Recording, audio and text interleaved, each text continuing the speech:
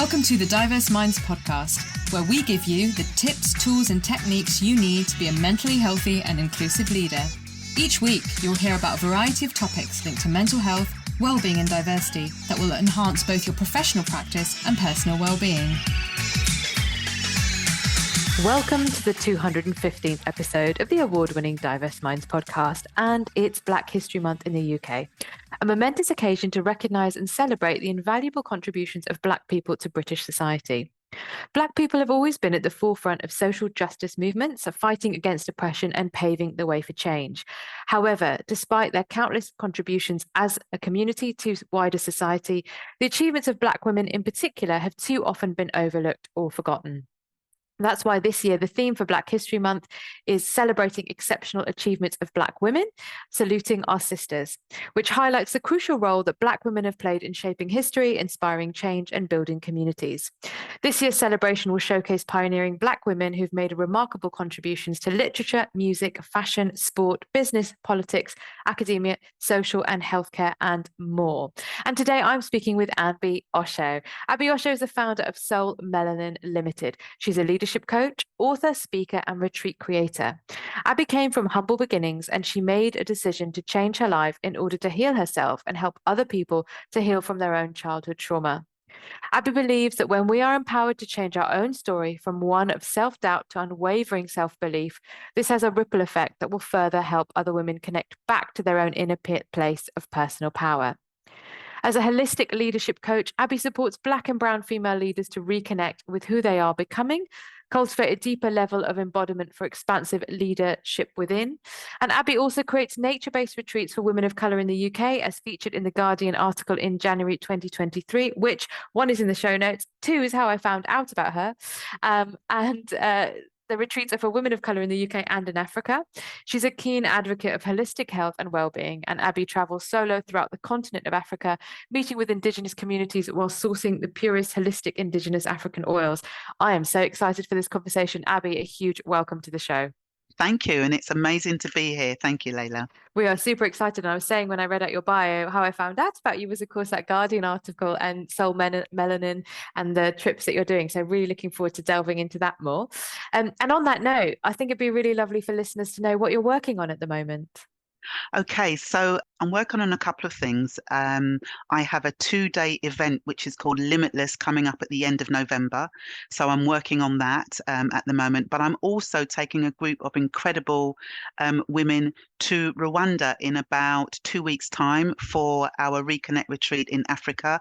So all of that is kind of playing out as we speak. Yeah, exciting times. Really exciting. And I saw that on your website and I thought, oh, I wish I could go. Another year. How did you start running Reconnect Retreats? What was your journey to that? Because I know, having done a little bit of research about the travel industry, again, it's a very white space. And then the space for Black female entrepreneurs isn't as open as it should be or could be. So yeah, I'd love to know more about that. Yeah, absolutely. So you're right. It is a very white space, and it's a $4.8 billion industry a year. So we're talking huge figures here, but we are still, I feel, very invisible in a lot of that space.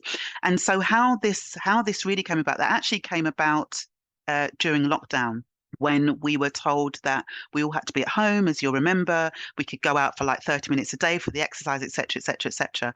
And as a holistic leadership coach, I was getting messages from some of my clients just saying how they felt like prisoners in their own home, like they were really struggling, as many people were, like mentally and emotionally, and wanted to kind of do something. And so I decided to create these 1-day retreats. That's how it started. So I put it out there, and obviously the first time around I was told, no, you've got to stay at home, etc., etc. But Layla, as you know, where there's a will to create, there's a way to make it happen, right? So I was scrolling through all of this government text, and then I came across this paragraph that said, if you're a therapist and you're not doing this at home, you could have a group of up to 15 people working on like mental health and well-being outside of the home. So I went back to the place that I'd found and sent this paragraph, and they said to me, okay, yes, you can. So I started off doing day retreats, and they were literally from like 12 till 4. We were in 20 acres of woodland outside, and they were amazing. And I would do it for black and brown women, 12 till 4, although nobody ever went home at 4 o'clock. We just, do you know what I mean? We just wanted to talk. And so they were probably like 6, 7 hour events.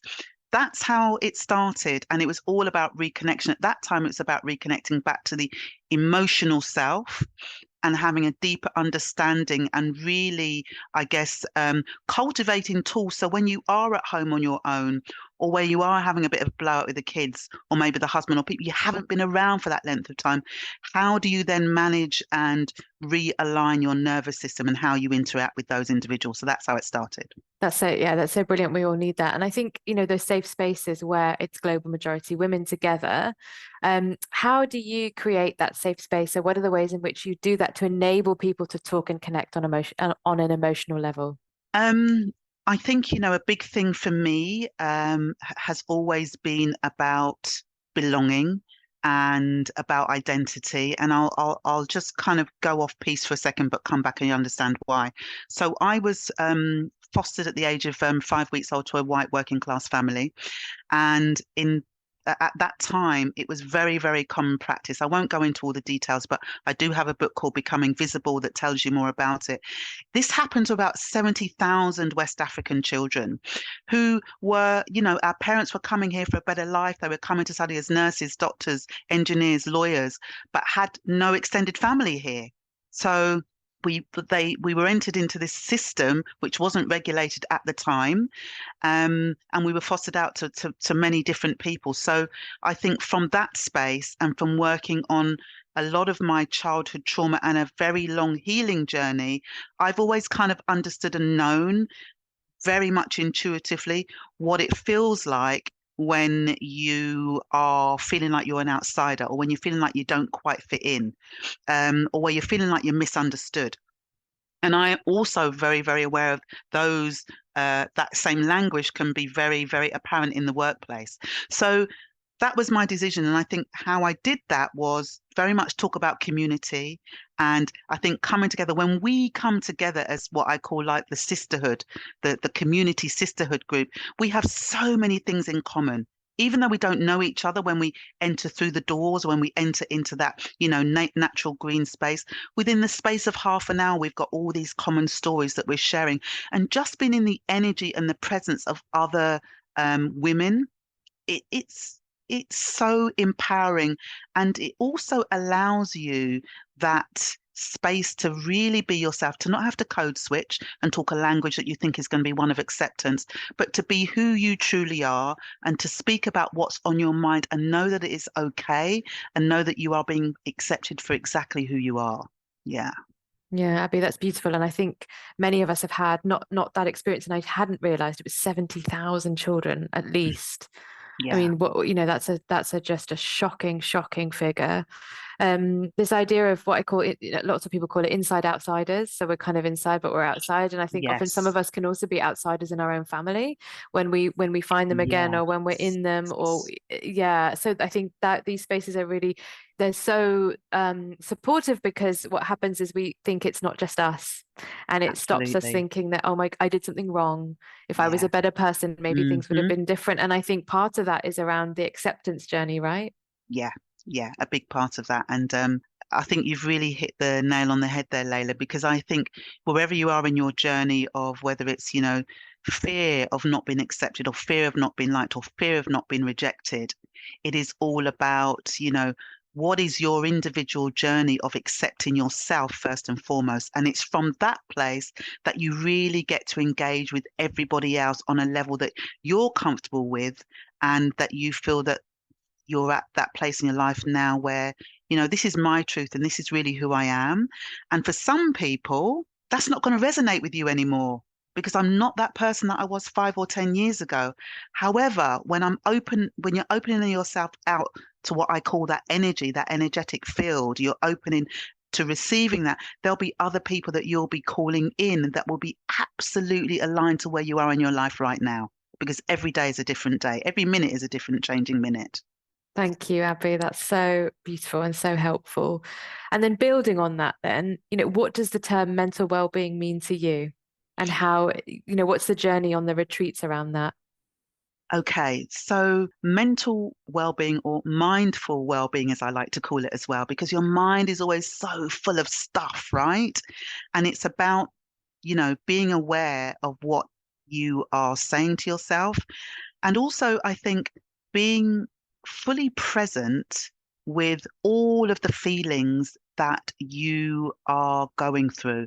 So it's not a case of, oh my gosh, I'm feeling really, really doubtful right now. I want to get rid of that. I don't want to feel it. I don't. Now, you may not want to feel it, but the truth of that is it's in you.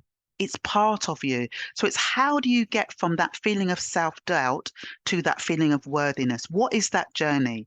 What thoughts, what things are you saying to yourself on a daily basis? Are you waking up first thing in the morning, Lena, and saying, oh my God, I feel absolutely shattered already? Because the more you perpetuate that thought, the more you're going to feel shattered, right? So it's about being in that second, being in the awareness, and then thinking, okay, how can I reframe that for? I'd love to feel a bit more energy right now. And whilst you're putting those thoughts out there, that's going to be the experience. So in the retreat space, I think mental well-being or mindful well-being, what I like to cultivate and encourage is really start to understand and get comfortable with how you're feeling emotionally. All emotions. We want the love, we want the joy, we want the compassion, but also the fear, the self-doubt, the self-worth, and all of those things are going to be in your field with you. So it's about, how do we get to sit with those feelings, knowing that even in your deepest moments of self-doubt or anxiety, that you are going to be okay, that it's okay to feel like this. And as you start to understand your nervous system and those feelings of, your stomach churning and maybe your heart starting to flutter, and starting to know that that is a part of what you're actually creating, when you can start to breathe deeply into that and let yourself know that it's okay for me to feel like this right now, because this is just a passing thought. And as part of that passing thought, I know that the things that I'm thinking right now are going to help me feel better about myself. And that might be because right now I'm going to leave everything on my desk and I'm going to go for a walk. I don't care that work's going to be calling me in 5 or 10 minutes. I'm just going to go for a 5-minute walk to realign it, and I'm going to come back and I'm going to work through these feelings. Because a lot of the time we're taught to, oh, get rid, release, release, release. This is not part of you, but it is part of you. So when we can actually calibrate and integrate all parts of us, we embody all parts of us. And that allows us to be vulnerable. Sorry, that allows us, even in our strongest moments, to feel and be vulnerable and know that we're going to be okay. And I think particularly in, Euro-Western self-help culture, it's all about that, isn't it? And I'm not a fan of toxic positivity. So, Yeah. and it's that, isn't it? It's not saying you're going to feel like that forever, but you do have to acknowledge it. And I think that's hard when we are socialized in the global north around get rid of it, you're better than that, get above it. And it's like, it's not about getting above it, it's around thinking, like you said, exactly what you said, and that breathing into it and actually really just feeling into your body, which we don't often get to do either. We're kind of trained out of that. I think as children we do that, but we're trained out of it. Absolutely. But we're trained out of it. You're right. And we're trained out of asking ourselves, the question, who do I get to become in this moment? Who do I want to be right now? How do I want to feel right now? We're trained a lot in the how, aren't we? The theory, how you do this and how you do that. But we're not really trained in who you want to be, who you get to be. So it's about, having the full picture and embodying all of that. Yeah. Yeah. And so thinking about, you touched on the workplace and belonging and often not belonging. I'm thinking about particularly the experiences of, and we can't speak for everyone, but there are sadly certain trends, and the diversity within Black communities we know is there. So I'm not trying to put everyone under one umbrella, but thinking about mental ill health culture, specific journeys, the way the system treats people. What do you think are the biggest challenges in accessing support that you've seen Black women have in the UK? I think one of the biggest challenges is, and I'm kind of going to go back to this little saying that comes up about us being the strong Black women, right? And I think from a very early age, you're hearing that language, and the interpretation of that language as being strong Black women means that sometimes we don't always recognize that we need the help. and I include myself in that, because we're these strong women that we give to everybody, and we keep ourselves at the back of the line.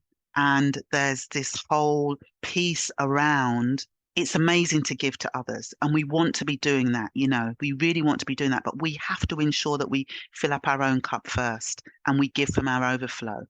And I think within that, there's a piece around others outside of the global majority believing that, well, we're strong, so we don't need as much support. We don't need as much help. We don't get sick as much. And even if we do, we have a much higher pain threshold anyway. So therefore, it's kind of okay for us to wait a little bit longer because we can handle it. And that's not the truth. That's far away from the truth. And I think sometimes what happens is within that, within these environments, we get left behind and we get forgotten, or because we are not always the first to be knocking on the door for help and support, it's I think the understanding is that we probably don't want it, or we probably don't need it. And therefore, I think what can happen sometimes in the workplace is there may be, help and support that might be online. They may have things in place, but is it always culturally competent for us? A lot of the time it's not. And I think that brings up its own challenges in that if you're wanting help and support that is, culturally deficient, and you're going and you're seeing a face that doesn't reflect yours, then you're automatically going to close off. You're not going to be honest in those conversations. You are still in code switching methodology, So I think sometimes it's worth employers, organizations to do their own due diligence, to do their own research and find out what organizations are out there. There's one that you're probably aware of. I'm not sure. It's called Barton, the Black, Asian and African Therapy Network. They're one, that are great. They've got some wonderful counselors, some wonderful therapists there, but not all organizations find it. They tend to maybe find, I'll be honest, a block deal and they buy in that block deal that services everybody. But as we know, no two people are the same. So therefore, it's about have your block deal if that's going to work for the organization, but also look at something that's going to be much more authentic, that's going to be much more bespoke, that is really going to support and help those from other ethnicities that feel that sometimes, even though you're saying the support's there, they're not going to go and access that because it doesn't speak to them culturally. Yeah, and I always talk about this with employee assistance programs, that you need to make sure when you're doing your commissioning that there is that option available, or that people can get who they need. It's so important, isn't it? But I also think, hearing you speak, that often people they'll be asking for help, but that's not heard because asking for help looks like this Eurocentric model. Yes. And asking for help can look very different in the different global majority cultures. So yeah, I think again, so one example is I've done some work with a local race equality council, and they were telling me about they work a lot with newly arrived migrants and refugees, and that they will talk a lot about lack of sleep, but they're not going to say psychosis. They're not going to say certain words that are going to give people an indication. So what are the ways in which you can talk about mental things that are allied to mental ill health without diagnosis, without putting stigma onto people? I think that for me is a huge other part of it. Yeah, I think you raised a really valid point there. And I think a lot of people that are even here in the UK, certain words have a certain stigma and they're never going to bring those up in the workplace. They don't even bring them up sometimes with friends or family, So it is, like you're saying, if somebody is not sleeping well, if somebody is going through menopause and their whole life is changing before their very eyes, but suddenly they feel they're not going to be accepted, or they're going to be looked at as less than, they're not going to talk about that in a really open way. So it's kind of almost having not just you come to us, but having the eyes to see and feel what is going on in that energy around the culture in the workplace. Totally. And things that, are not considered shameful in a white dominant norm may feel very shameful in the norms that we have in our collective cultures. And I think, yeah, absolutely, the eyes, the phrase that you just used. And then building on that point about stereotypes and thinking about Black History Month and beyond, and the brilliant trips you do to the continent of Africa and your solo journeys. And I saw a little bit of your video on YouTube about the black soap in Ghana, and I adore black soap. The nonsense and the rubbish that we are fed about well, A, calling Africa a country when it's a huge continent with much diversity, and B, the fact that, oh, it's scary, it's frightening, there's nothing there.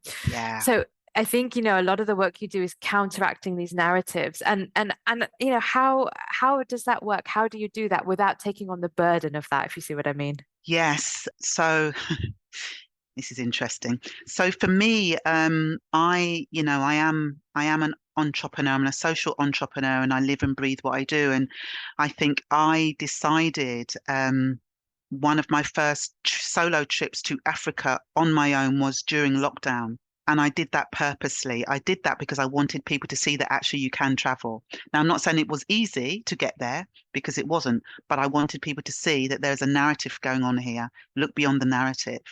And I think Africa as a continent, many people still don't see it as a place to go and see because they think it's going to be lots of children with big bellies and flies around their eyes, and this narrative that's put out across the West a lot of the time. And for me, it's about disrupting that narrative. So I choose a country that I go to. I don't know anybody there. I'll have one contact and I will go to that country in the faith and the knowing that I am going to be absolutely fine. And I will either go to source holistic indigenous African oils or the soaps, or I'll be going to look for retreat spaces. And I'll just go to it. I'll just go and visit a series of countries. And don't get me wrong, Layla, sometimes when I'm landing in this country who I don't know anybody and I'm not really sure I'm going, my heart sometimes says, oh my God, what are you doing? My belly starts to roll. But I always come back to this place of knowing that this expedition that I'm on is for the greater good. And what I'm doing is sharing these amazing things about our African nation. So for me, it's about holding space for a group of women that are really, really wanting to reconnect. They've disconnected from themselves without even knowing it because of the everyday work, the everyday jobs, what they're doing, the organizations, all of that. So that's a big part of the reconnect. It's about reconnecting back to self in the motherland. But you get to meet all these amazing people. So I do some of the everyday tour things, but a lot of things I do, I go, I am the girl that goes in the bush and I will meet the people that live there because I want to know and understand about their lifestyle so that I can continue to talk about it so that people don't know that it's dead and gone. And a lot of, our Africanness is built on what we call the griots. We are the storytellers. It's not all about the written theory. It is about the oral traditions that I really, really want us to keep alive.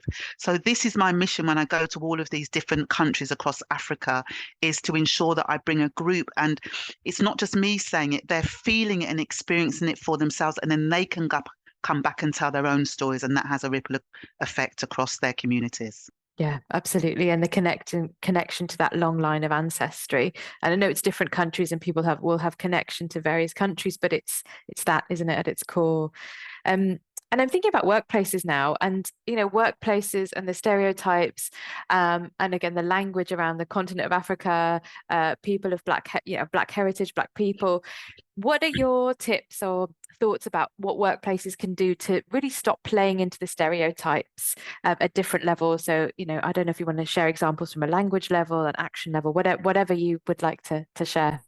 I think there are allies, and then there are non-allies in every workplace, right? And we know that from the microaggressions that are played out every day. But I think from a workplace perspective, I think it's so important to listen to people's language. And what I mean by that is, we talk about code switching, and I'm not in that environment. I haven't been in that kind of environment for 9 years. But when I was in that environment, at senior management level, I know that I'd speak very differently in that environment to what I would outside of my 9 to 9. And so I think that when we're interacting with different people from across the world, I think one of the things that would be really, really amazing is to find out more about where those people come from across the world. And even, whether it's written, whether it's spoken, whether you actually have something that is in celebration of those people.